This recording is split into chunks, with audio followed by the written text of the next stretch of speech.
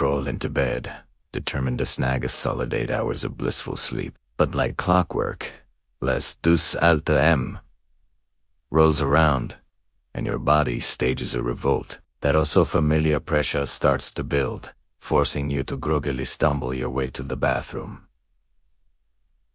shattering your deep slumber into a million pieces. You probably blame that last glass of water or chalk it up to the inevitable march of age. But what if the single biggest culprit behind those nightly wake-up calls has absolutely nothing to do with what you drink? What if it's your sleeping position? It's infuriating, isn't it? You bend over backward trying to do everything right, staying hydrated but not too much, eating your greens, and generally trying to be a responsible human being. Yet, your nights are still a fragmented mess. You feel like you're engaged in a nightly war against your own bladder, a battle you're destined to lose. But the truth is, your bladder is simply the messenger, the poor soul taking the blame for a crime it didn't commit. The real villains lurking in the shadows are gravitational fluid shifts and thermoregulation failures. Those subtle ways your body starts to misbehave as you sleep, forcing your kidneys into overdrive. In this video, as a doctor deeply invested in practical health solutions, I am going to walk you through the 5 surprising mistakes that are likely the real reason you re-jolting awake in the middle of the night. We'll do a countdown, starting with number 5 and building our way up to the most powerful, often overlooked mistake of them all. This number 1 issue. It has absolutely nothing to do with what you eat or drink. Mastering it, however, can realistically cut those nightly wake-ups in half. And the best part? The change can begin tonight. So stick with me, because this information is absolutely crucial if you value your sleep. Before we dive in, if you're truly ready to reclaim your uninterrupted sleep, do me a tiny favor and smash that like button right now. Your click helps get this vital information in front of more people who desperately need it. And be sure to subscribe and ring that notification bell so you never miss out on our weekly health guides packed with actionable tips. Lastly, I'm always fascinated to see how far our community so drop a comment below telling us what city or country you're watching from. It's always incredible to connect with all of you and realize how far this information is reaching. Alright, let's get down to business. The real issue isn't just about strategically managing fluids. It's about crafting a holistic, sleep-friendly environment for your entire body. So let's get into our countdown of the 5 biggest and most fixable mistakes. We'll start with number 5. Mistake number 5. The 3R liquid myth. Why timing is everything. Many people are savvy enough to know they shouldn't chug a liter of water right before bed, but they operate under the assumption that a small glass an hour beforehand is perfectly harmless. This is the mistake. The real rule isn't just drink less at night. It's stop drinking much sooner than you think. The golden rule should be, your kitchen is officially closed for all significant liquid intake a full 3 hours before your head hits the pillow. Here's the simple science that backs this up. When you drink liquid, it doesn't just magically teleport directly to your bladder, skipping all the boring stuff. First, it gets absorbed from your stomach and intestines into your bloodstream. This process causes an increase in your total blood volume. Your kidneys, those unsung heroes of your body and your master filters, immediately sense this increase. Their primary job is to filter waste products from your blood and maintain a meticulously balanced fluid level. When they detect excess fluid, they kick into high gear, pulling it out to produce urine. This entire cycle, from the moment that liquid passes your lips to the moment it's actively filling your bladder, takes time, depending on your individual metabolism and your hydration status. This can take anywhere from a brisk 60 minutes to a more leisurely 180 minutes. So, that seemingly harmless glass of water you drink at 10 o'clock p.m. before heading to bed at 11 o'clock is essentially setting your kidneys up for peak urine production right around 1 o'clock or 2 a.m. Furthermore, your body has a brilliant natural defense against this very scenario. a hormone called ADS, or antidiuretic hormone. Its levels naturally rise at night, sending a signal to your kidneys to slow down urine production so you can enjoy uninterrupted sleep. But drinking fluids too close to bedtime actively works against this hormone, suppressing its release and keeping your kidneys stuck in daytime mode, so to speak. And this isn't just some abstract theory. A comprehensive study, published in the prestigious Journal of Clinical Urology, delved into fluid management strategies specifically for patients grappling with Nocturia. They discovered that participants who diligently established a strict 3-hour liquid cutoff before bedtime experienced a remarkable reduction in their nightly urination episodes, by an average of 40%, compared to those who followed a more relaxed 1-hour cutoff. So, the how-to is wonderfully simple.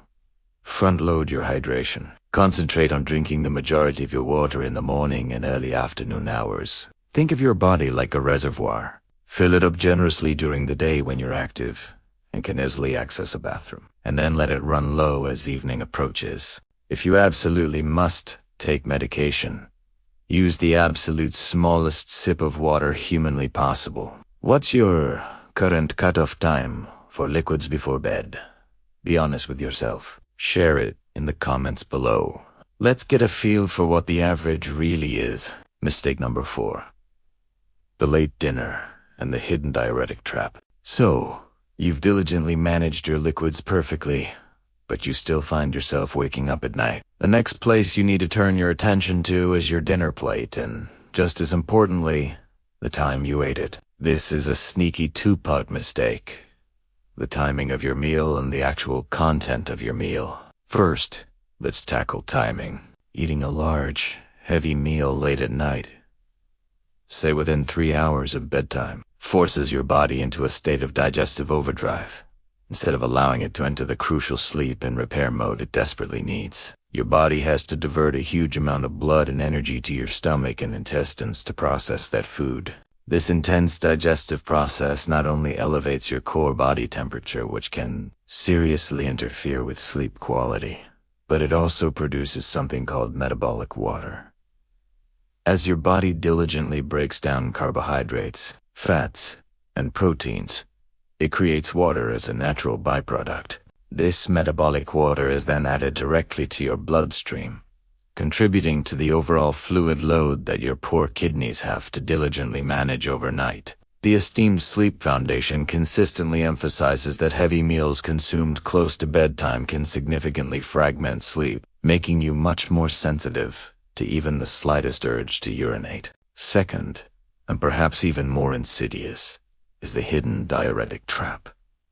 Diuretics, as you probably know, are substances that actively make you produce more urine, and they are lurking in plain sight within many seemingly healthy dinners. Alcohol and caffeine are the obvious culprits. Of course, they both directly suppress that all-important ADH hormone we talked about earlier.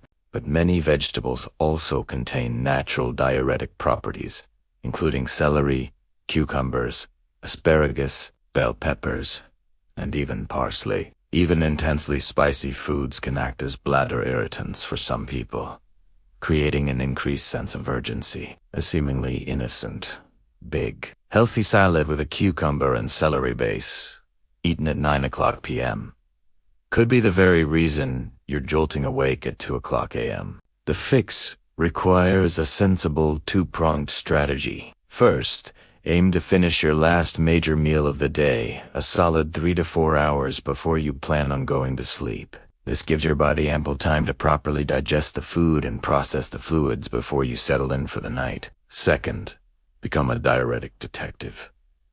Carefully scan your dinner plate and critically assess the contents. If you're struggling with Nocturia, perhaps consider moving that big salad to lunchtime and opt for cooked, non-diuretic vegetables like carrots, broccoli, or sweet potatoes. In the evening, what is a healthy food that you genuinely love that you just realized might be sneakily contributing to your nighttime trips to the bathroom? I'm genuinely curious to hear what you discover. Let me know in the comments below. Mistake number 3. The pre-sleep, good enough bathroom trip. This is one of the most common and easily correctable mistakes that I see time and time again. You're getting ready for bed, and you automatically go to the bathroom as part of your usual routine. But you're distracted. You're already mentally replaying the events of the day and anxiously anticipating tomorrow. You're scrolling mindlessly on your phone. You're rushing through the process because you're eager to get into bed. You go, you feel empty enough, and you climb into bed. This is the good enough mistake. Your bladder is essentially a muscular sac. It sends signals to your brain as it stretches, alerting you to its fullness. Most people only empty their bladder about 80 or 90% of the way when they're rushing through the process. That seemingly insignificant last 10 to 20% doesn't seem like much, but it means your bladder will reach its wake-up threshold much faster. If a full bladder is around 400 milliliters and you leave 50 milliliters behind, that's a huge head start on the refilling process. To combat, urologists and pelvic floor specialists highly recommend a technique called double voiding. It is a mindful practice specifically designed to ensure that your bladder is as empty as absolutely possible before you settle down for sleep. Leading institutions like the renowned Cleveland Clinic often recommend this simple technique for patients struggling with bladder emptying issues precisely because it is simple, non-invasive, and incredibly effective. Here is exactly how to do it. Make this the absolute very last thing you do before your head hits the pillow. Step 1. Go to the bathroom and sit down comfortably on the toilet. Yes, even for men. Sitting allows the pelvic floor muscles to fully relax, which is critical for complete emptying. Step 2. Urinate normally. Don't push or strain. Just relax completely and let it flow naturally until you feel like you're completely finished. Step 3. This is the crucial part. Remain sitting on the toilet. Don't get up just yet. Wait for a deliberate 30 to 60 seconds. Take a few slow, deep breaths to encourage relaxation. Step 4. Lean forward slightly. You can gently rest your forearms on your knees. This subtle change in posture can gently shift the position of the bladder and encourage that last little bit of residual urine to come out. Try to urinate again. You might be surprised to find that there's still more to release. Making this simple 2-minute ritual a non-negotiable part of your bedtime routine can be an absolute game-changer in your quest for uninterrupted sleep. Have you ever heard of the double voiding technique before? Is this a brand new concept for you? Mistake number 2. Your bedroom's unregulated microclimate. Your body is remarkably like a finely tuned thermostat, and the temperature of your bedroom, along with the types of clothes you wear to bed, has a direct and surprisingly powerful effect on your kidney function during the night. Let's take a closer look at what happens when you're too hot. The ideal room temperature for optimal sleep is surprisingly cool, typically hovering between 65 to 68 degrees Fahrenheit, or about 18 to 20 degrees Celsius. When your bedroom is too warm, or you're wearing non-breathable pajamas, think synthetic fabrics like polyester, your body's core temperature stays elevated. This prevents you from successfully dropping into the deeper, more restorative stages of sleep where that crucial ADH hormone is most active. You essentially remain in a lighter, more restless state of sleep, making you hyper-aware of your body's subtle signals, including a bladder that's only partially full. Now, let's consider what happens when you're too cold. This triggers a fascinating physiological response called cold diuresis. When your body senses that it's getting too cold, it instinctively tries to protect your vital organs by constricting the blood vessels in your extremities or hands, feet, arms, and legs. This is known as vasoconstriction. This process effectively shunts blood away from the periphery and towards your core, in an effort to keep those vital organs warm. This increases the blood pressure within your core circulation. Your kidneys, sensing this rise in pressure, interpret it as the body having too much fluid. In response, they start producing more urine to try and lower that central blood pressure. It is the exact same reason why you have to pee more when you're re-swimming in a cold pool. The research is crystal clear on this point. A study published in the esteemed Journal of Physiological Anthropology demonstrated a direct link between ambient room temperature and sleep stage quality. And cold diuresis is a well-established medical principle that doctors have understood for a long time. The solution is to actively create the perfect sleep microclimate in your bedroom. Set your thermostat to that cool 65 to 68 range and aim for consistency. Wear loose, breathable fabrics like cotton, bamboo, or linen, which will allow your body to regulate its temperature naturally. If you tend to get cold easily, it is far better to add a breathable blanket that you can easily remove than it is to wear heavy pajamas that will trap heat all night long. What temperature do you usually set your thermostat to at night? Let us know in the comments below. And now, for the number one mistake, the one that impacts almost everyone to some degree, especially as we age. Mistake number 1. The gravity and pressure problem. Your sleeping position. This is often the moment for so many of my patients. Think about it this way. All day long, while you're standing and sitting, gravity is relentlessly pulling fluids down into your lower body. A certain amount of fluid naturally accumulates in the tissues of your legs and ankles. This is what we call peripheral edema, and it happens to almost everyone to some degree, but it becomes much more pronounced as we age, or if we spend long periods of time sitting still. Then, you finally go to bed and lie down flat. For the first time in perhaps 16 hours, gravity is no longer pinning that excess fluid in your legs. Over the next few hours, that fluid slowly begins to leave the tissues and re-enters your bloodstream. As a result, your blood volume gradually increases. And what do your kidneys dutifully do when they sense that increased blood volume? They filter it out and produce urine. This massive, delayed fluid shift is often the primary driver of nocturia, happening hours after you've already fallen sound asleep. The solution: outsmart gravity. You need to get that fluid out of your legs and processed by your kidneys before you drift off into a deep sleep. Here's how you do it.